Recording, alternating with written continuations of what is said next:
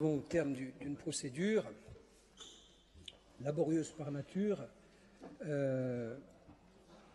dont la temporalité est un peu gênante puisqu'elle intervient à l'aune de la saison touristique, dont les troubles que nous avons vécus étaient évidemment prévisibles, et il ne s'est jamais déroulé dans cet hémicycle de vote en direction d'un délégataire sans qu'évidemment les tribunes soient fournies de syndicalistes, et pour cause. Et pour cause, par nature, il s'agit de désigner le gagnant d'un marché et donc les perdants. Et il est normal que des syndicalistes s'émeuvent d'être laissés sur le carreau, et à notre tour, nous voulons nous manifester humainement à leur côté. Mais ça ne suffit pas. Ça ne suffit pas parce qu'il faut avoir le courage, l'honnêteté de reconnaître que nous sommes, sinon engoncés, en tout cas tenus par des procédures desquelles nous ne pouvons pas se soustraire. Première question donc qui doit nous venir à l'esprit, c'est est-ce que la procédure s'est déroulée correctement? 3 fois oui. D'abord parce que lorsqu'elle a été contestée, elle a été devant des tribunaux et les requérants ont été déboutés. Deuxièmement, ce serait quand même de la part d'un des groupes de la majorité ou de l'opposition se tirer une balle dans le pied, puisque nos représentants ont activement et de façon assidue suivi les travaux de la commission de délégation de services publics et ont eu tout loisir à un moment ou à un autre de dire si les choses n'allaient pas correctement, de le dénoncer. Ça n'a jamais été fait. Donc on arrive au terme d'une procédure qui, de notre point de vue, est irréprochable, et c'est heureux, puisque nous avons dit, nous avons rappelé, ça a été rappelé par Vanina, que lorsqu'elles ne le sont pas, tout cela représente un coût. Et nous sommes les héritiers de situations passées. Et il n'appartient pas ici de juger le passé ou de le stigmatiser, mais on est héritier d'une situation qui nous conduit à hériter d'une structure financière fragilisée par des recours. On parle là de nombres à 8 chiffres.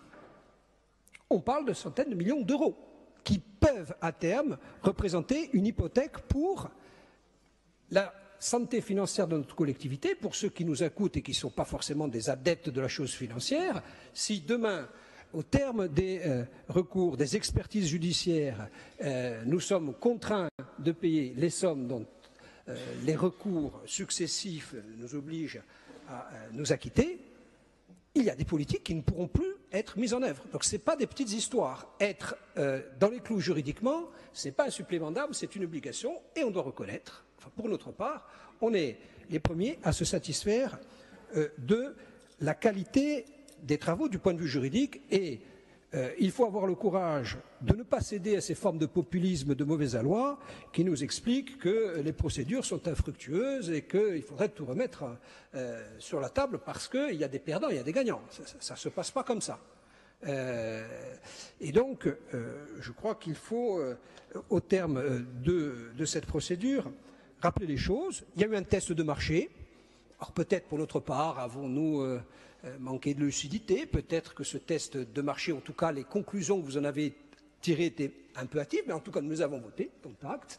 Que dit ce test de marché? Ben voilà, il y a la place pour une délégation de services publics, il y a la place pour des ESP, il y a des cahiers des charges qui sont élaborés, et puis il y a des candidats qui répondent. Et il y en a qui répondent favorablement, et il y en a qui sont écartés. Mais ils ne sont pas écartés parce qu'il y aurait, comme la Vox Populi essaye de le distiller, notamment sur les réseaux sociaux, ou en tout cas ont intérêt pour une partie d'entre elles à les diffuser. Et le but, ce n'est pas de faire plaisir aux copains, et donc d'écarter les coquins. Le but, c'est de satisfaire à l'intérêt général, ou à l'idée que le cahier des charges et que le règlement de consultation, tel que nous l'avons partagé ensemble, se fait de l'idée de l'intérêt général. Et il reste, passons sur l'épisode ubuesque qui a initié ces travaux, il reste 2 concurrents. Et là, il y a des interrogations, je dois le dire, à l'égard d'un concurrent, dont les représentants du personnel sont ici présents. Il faut de nouveau leur rendre hommage. Et je veux leur rendre hommage dans la façon dont ils ont manifesté au cours de cette semaine leur mécontentement. Moi, je n'étais pas d'accord avec l'idée de bloquer les ports et de bloquer l'activité. Par contre, vous avez visé juste en allant manifester votre mécontentement en direction de ceux qui sont responsables de la qualité de l'offre qui a été déposée. Parce que c'est bien ça qui est en cause. S'il y a une offre qui a été retenue, c'est qu'elle est meilleure. Et s'il y a une offre qui est écartée, à la faveur de 3 arguments, on le voit bien. La première, vous avez dit, et ça a été parfaitement et de façon très pédagogique expliqué par Van Hena, le principe de la juste compensation. Quand on est hors les clous, on est hors les clous. Donc on peut quand même s'étonner qu'un transporteur leader, on n'est pas sur une petite compagnie, qu'un transporteur leader, notamment dans le transport frigorifique, dépose une offre qui ne se rapproche pas de la juste compensation, qui dépose une offre où on s'aperçoit au cours de l'élaboration de nos travaux que les bateaux ne sont pas adaptés, voire inexistants, et qui écrit à un moment de la procédure que si c'est comme ça, on va aller appareiller sur obligation de service public. Appareiller sur obligation de service public pour le Quidam, ça veut dire quoi? Ça veut dire qu'on considère que le test de marché que nous avons validé ensemble tombe. Et s'il tombe, à ce moment-là, pas de dégradation de service public. Donc à ce moment-là, ce n'est pas la peine de présenter une offre. Vous voyez les paradoxes qui ont été nourris et qui participent, non pas de la médiocrité, mais du caractère étrange d'une offre sur lequel on est obligé de s'interroger. Et puis il y a un gagnant. Alors, Van Hena, ou le gagnant de ce marché, on n'est pas là pour dire qu'ils sont les meilleurs parce qu'ils ont fait des efforts en matière d'environnement, parce qu'ils ont fait des efforts en termes de formation, ce sont les premiers à s'intéresser notamment au lycée maritime. On n'est pas là pour dire qu'ils sont les meilleurs parce qu'ils ont été les premiers, mon cher Hyacinthe. 150 d'entre eux, pas 5 comme on le dit, 150 d'entre eux se sont levés un matin par concordance des temps en disant c'est le bordel dans la desserte maritime, on va se retrousser les manches, on va mettre 2 francs 3 sous dans cette histoire et on va s'occuper de nos affaires. Ce sont ceux qui nuitamment, et ce n'est pas à charge ou à décharge de l'exécutif, ce n'est pas votre responsabilité ça, ce sont ceux-là qui cette nuit créent les conditions pour apaiser l'inquiétude qu'on ne connaît pas, dont nous avons été destinataires par des voies informelles. Mais ce n'est quand même pas le travail de l'exécutif, ça. C'est le travail de l'autorité prétendument ou hypothétiquement concessionnaire. Il y a un gagnant, pardon, et ce n'est pas en vertu de cela qu'ils sont choisis. Ce n'est pas au bénéfice de ces vertus que je viens d'énoncer. C'est parce qu'ils répondent à un cahier des charges strict et en vertu d'une procédure qui, de notre point de vue, reste irréprochable. On pourrait s'arrêter là. On pourrait s'arrêter là. Alors, il y a un grand penseur indien, Krishnamurti, qui dit la chose suivante, qu'on peut adapter. Il dit, puisqu'on est dans manifestement une offre adaptée, qui dit être adapté à une société malade n'est pas forcément un signe de bonne santé.